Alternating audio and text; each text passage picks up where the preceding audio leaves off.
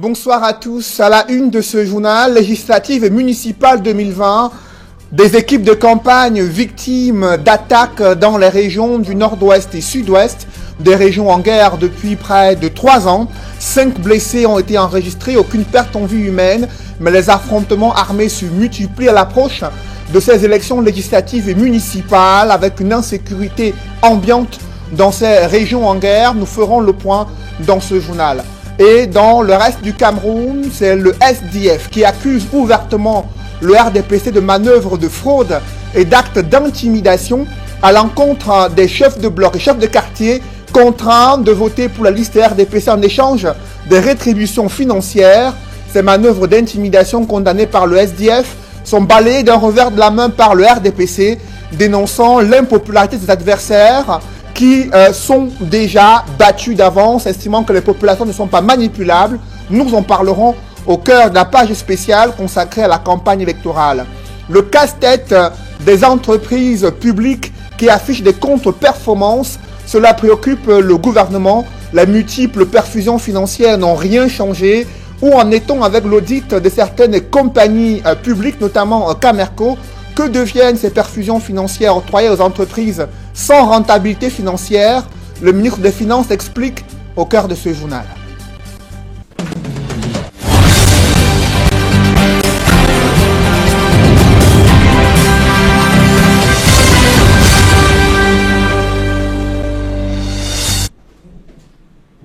Merci de suivre cette édition complète de l'information sur Equinox Télévision. C'est une mission à haut risque pour les équipes de campagne RDPC dans les régions anglophones. Le cortège du ministre en charge du contrôle supérieur de l'État, mandaté par le parti au pouvoir, a été attaqué le week-end dernier alors qu'elle se rendait en Bangui pour l'ouverture de la campagne électorale. Plus de peur que de mal, de nombreux blessés ont été enregistrés, mais les affrontements armés, quant à eux, se multiplient à l'approche de ce double scrutin législatif et municipal prévu dimanche prochain. Des précisions dans ce reportage de Stella Mbou avec Eric Watat et Jean-Paul Chouniat. Roulant vers Bangui pour la campagne électorale du RDPC dans le département de la Momo, la traversée du village Alanki a failli être fatale au cortège de la ministre déléguée chargée du contrôle supérieur de l'État, avec un crépitement des armes sur une bonne distance durant une bonne quinzaine de minutes. Plusieurs véhicules de sa délégation, y compris celle des reporters, sont la cible d'une attaque armée.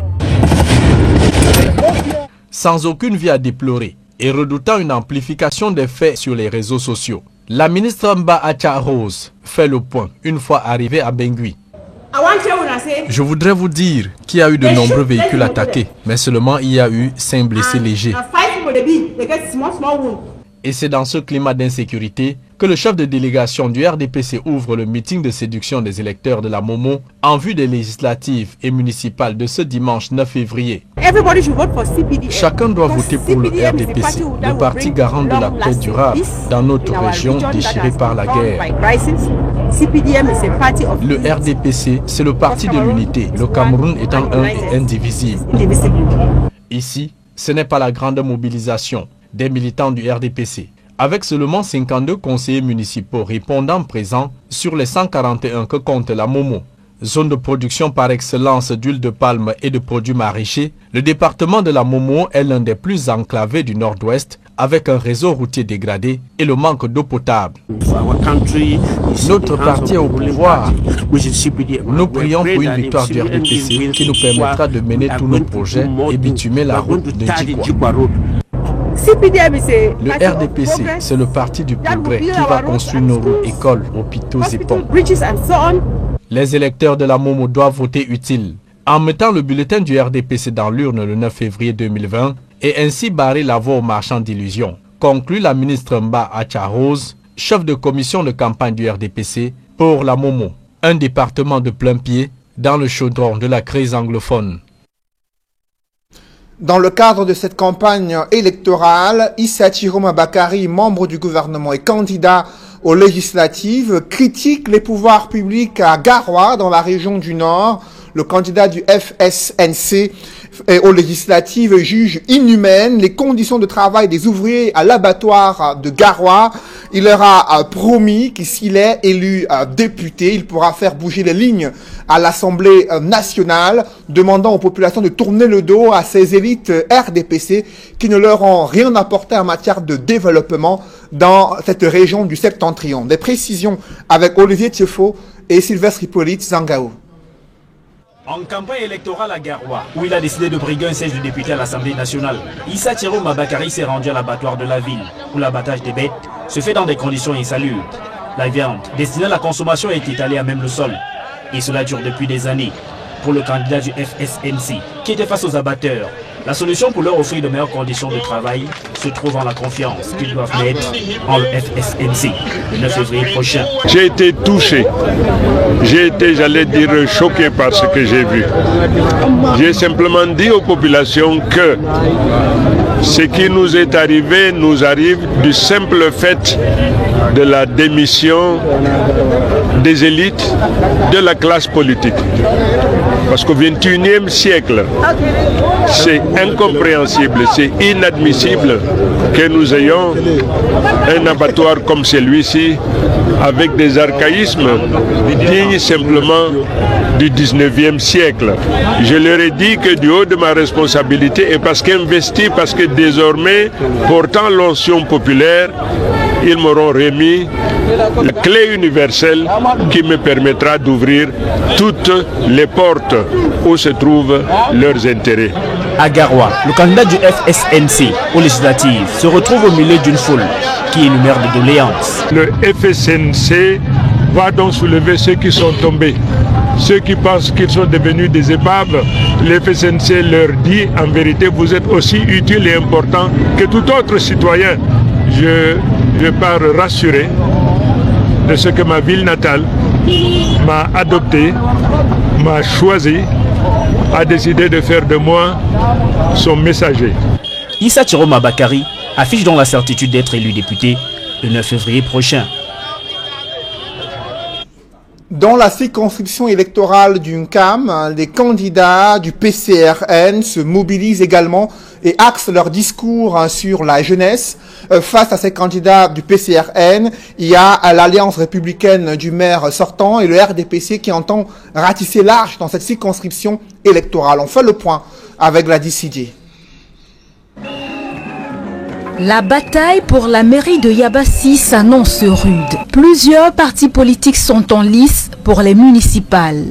Dans le déploiement de sa stratégie de campagne, le PCRN mobilise la jeunesse de Yabassi, sur qui repose son projet de la mise en développement de la localité. Ça fait bientôt un peu plus de 2 ans et demi que nous arpentons les 8 cantons, les 108 villages que compte notre arrondissement de Yabassi.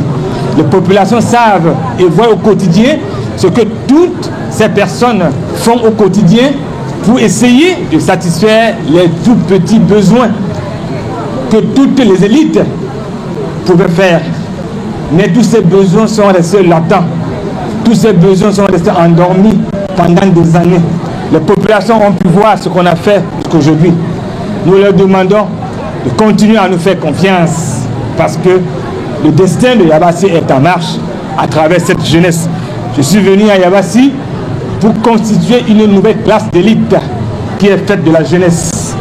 Et c'est cette jeunesse qui doit prendre la relève. Le maire sortant, candidat à sa propre succession, met en avant les réalisations qui découlent de son précédent mandat en invitant les électeurs à lui accorder de nouveau leur confiance. Ce que nous avons fait pendant ce mandat, c'était déjà remettre en confiance les populations à travers la réhabilitation de nombreuses routes, la mise en place de stations solaires à Lamba, à Mbonjo, à Ndokati, des écoles, nous en avons construit et il est important que l'on remette l'activité productrice au cœur même du prochain mandat par la modernisation de l'agriculture, le développement de l'élevage et l'emploi de la jeunesse. Nous avons un projet de transformer Yabassi en une ville agro-industrielle remarquable. Aussi en compétition pour la mairie de Yabassi, le RDPC n'entend pas céder du terrain. Le parti politique compte ratisser large et n'entend laisser aucune chance à ses adversaires.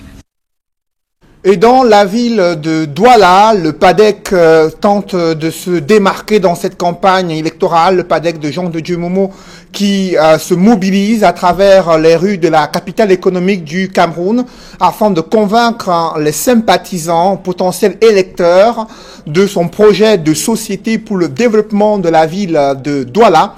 Évocation avec Cédric Chouna et Michel Ngachou. C'est le son de la séduction. C'est le moment des rossignols.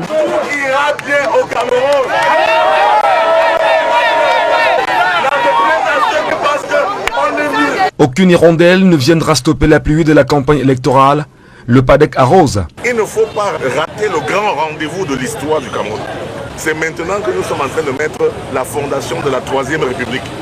Ces slogans sont adressés ce jour aux électeurs qui sont appelés aux urnes le 9 février prochain à Douala 3e et 5e. Nous sommes dans le Vori-Est. Le moment lui semble favorable.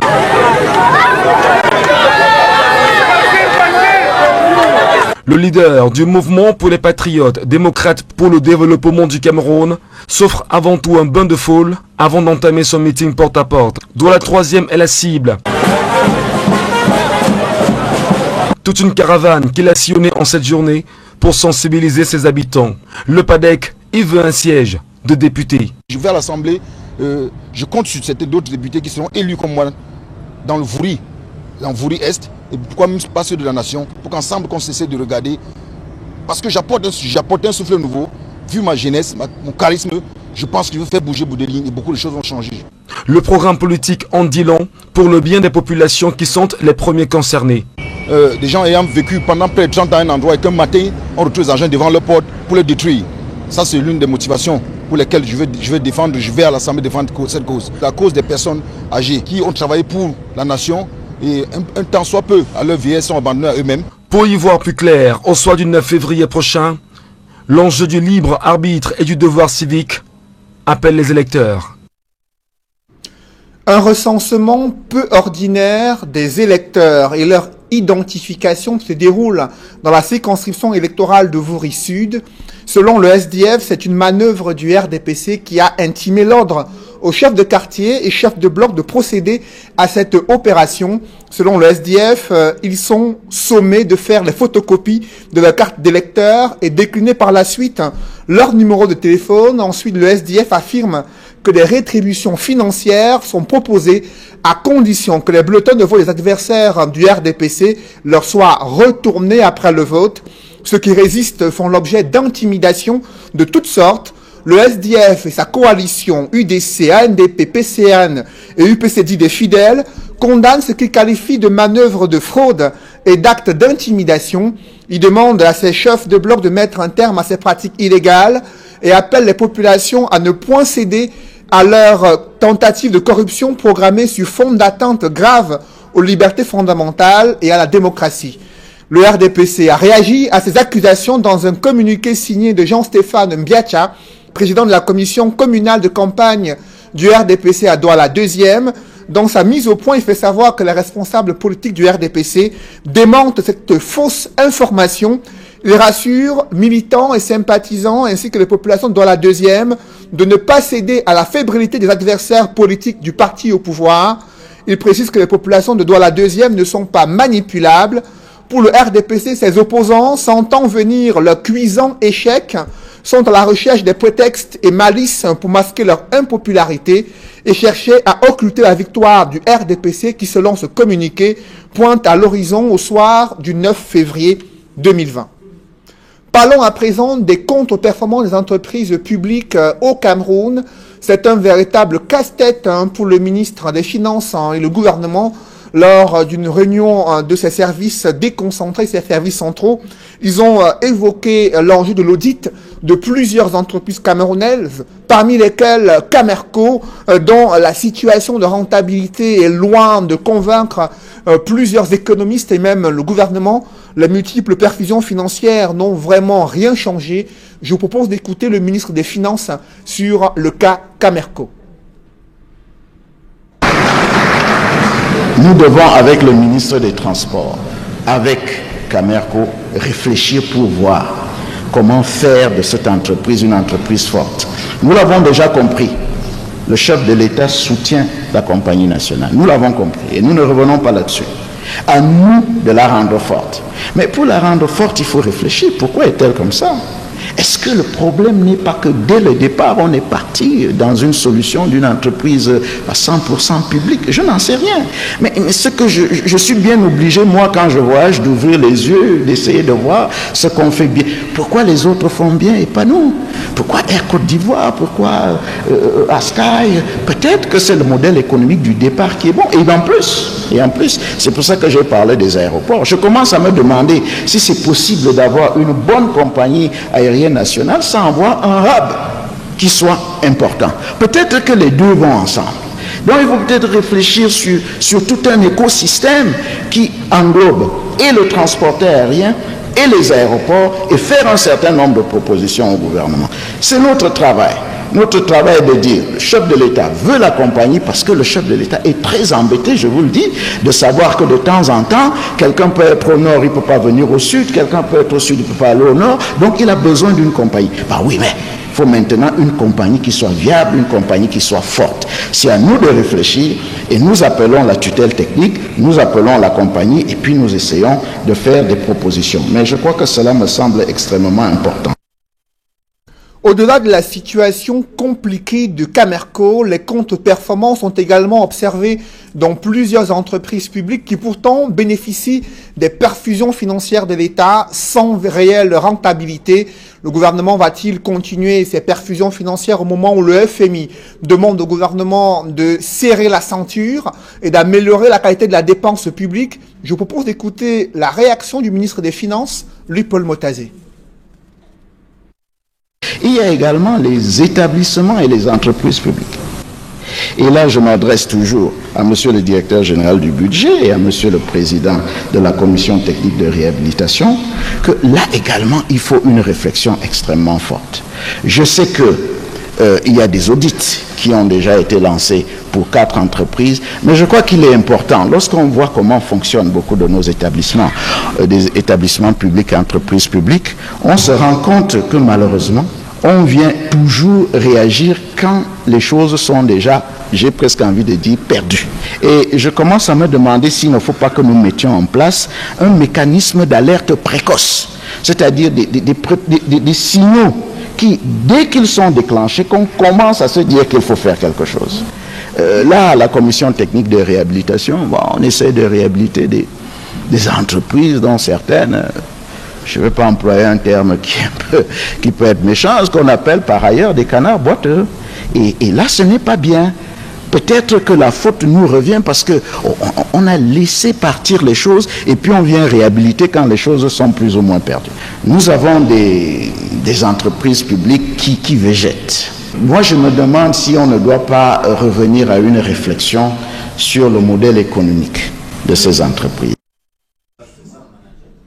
Dans le reste de l'actualité, encore un vol de bébé dans un hôpital public situé à la Cité des Palmiers dans le 5e arrondissement de Douala. La scène s'est déroulée dans la journée de mardi. Une jeune mère qui se rendait à l'hôpital pour les vaccinations a été séduite ou du moins perturbée par une inconnue.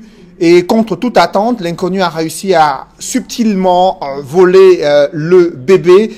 Et l'hôpital mis en cause pour les questions de sécurité pour les femmes qui viennent pour la vaccination. L'hôpital rejette sa responsabilité. Le récit des faits avec Innocent Abega et Kediara. Une nouvelle affaire de vol de bébé dans un hôpital à Douala.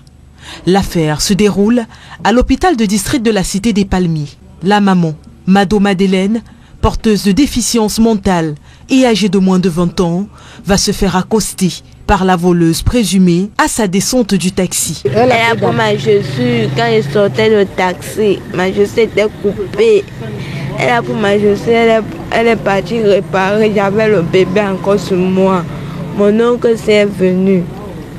Elle a envoyé mon oncle aller chercher la couche. Elle avait seulement le capa.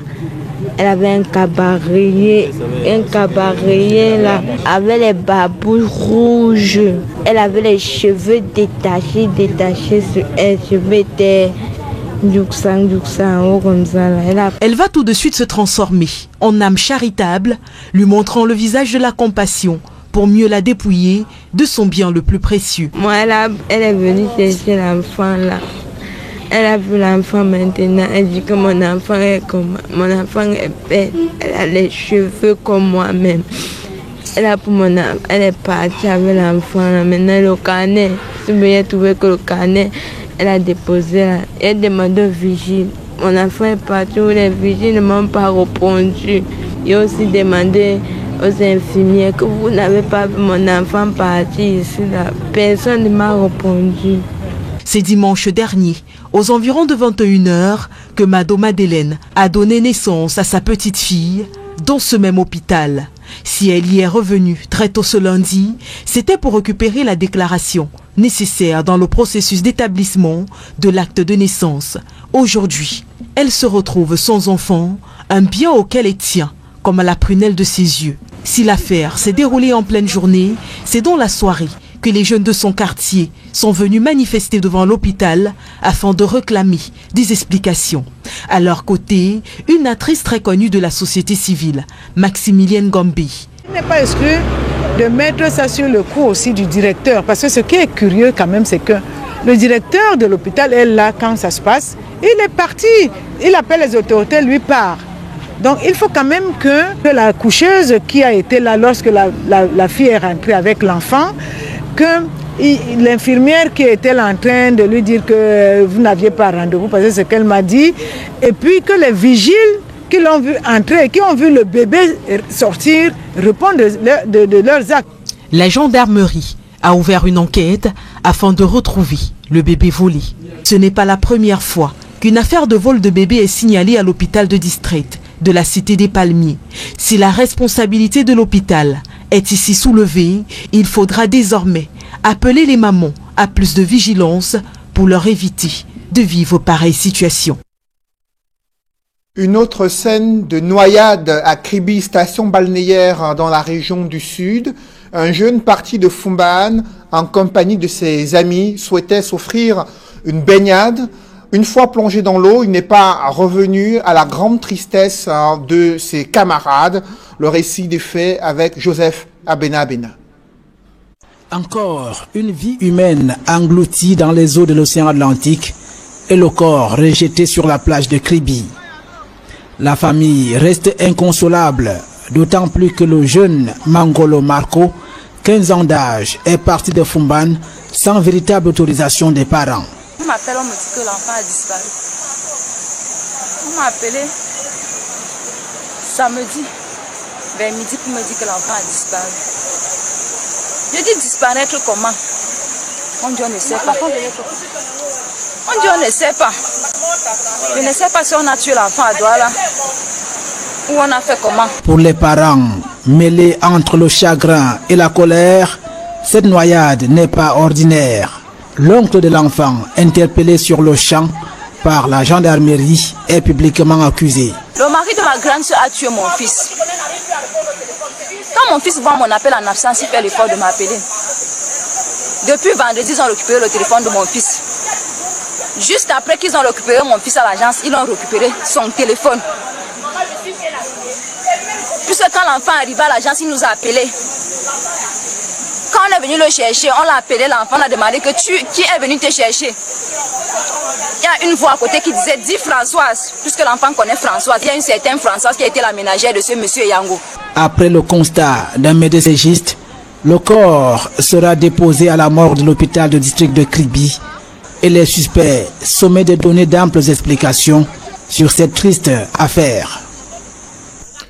Après la polémique née au lendemain de l'assassinat d'un jeune enseignant sur le campus du lycée de Nkolbison à Yaoundé, le ministre d'enseignement secondaire dénonce une récupération politique et pense que l'urgence devrait être sur les questions de lutte contre la consommation des stupéfiants en milieu scolaire. Pauline Alovayonga s'exprimait ainsi lors de lancement de la Semaine nationale du bilinguisme à Edea dans la Sanaga maritime. Reportage Nadine Yambo.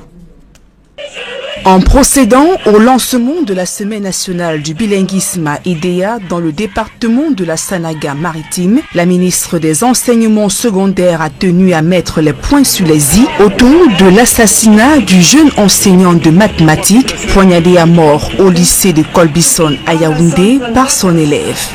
Pour Pauline Nalova-Lyonga, l'ampleur de cette polémique relève simplement d'une récupération politique.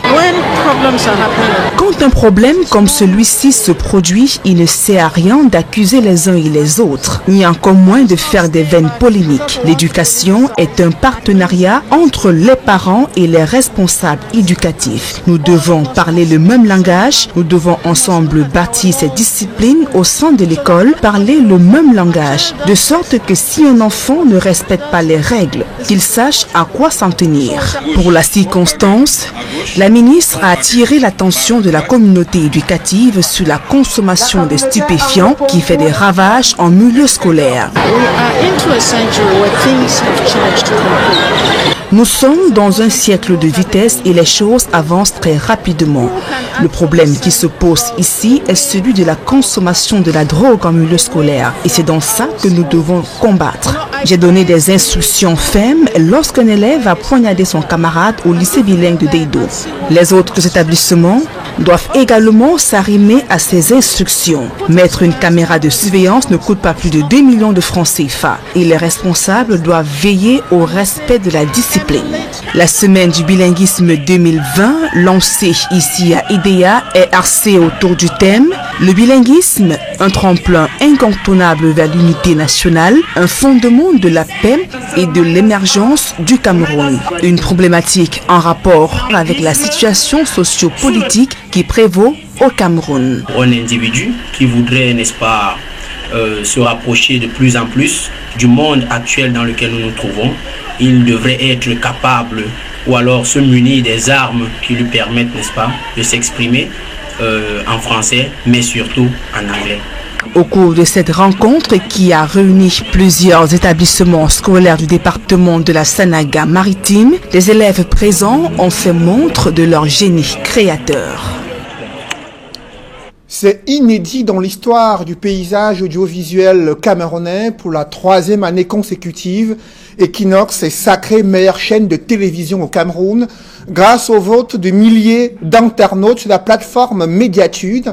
Et lors de ces awards, les journalistes et animateurs d'Equinox ont raflé tous les prix les plus prestigieux, confirmant la qualité de la production des émissions et les compétences des journalistes et animateurs employés au sein de ce groupe. La radio n'est pas en reste puisqu'elle est sacrée meilleure radio de l'année 2019. Une véritable razzia commentée ici et sélectionnée par Michel Ngachou.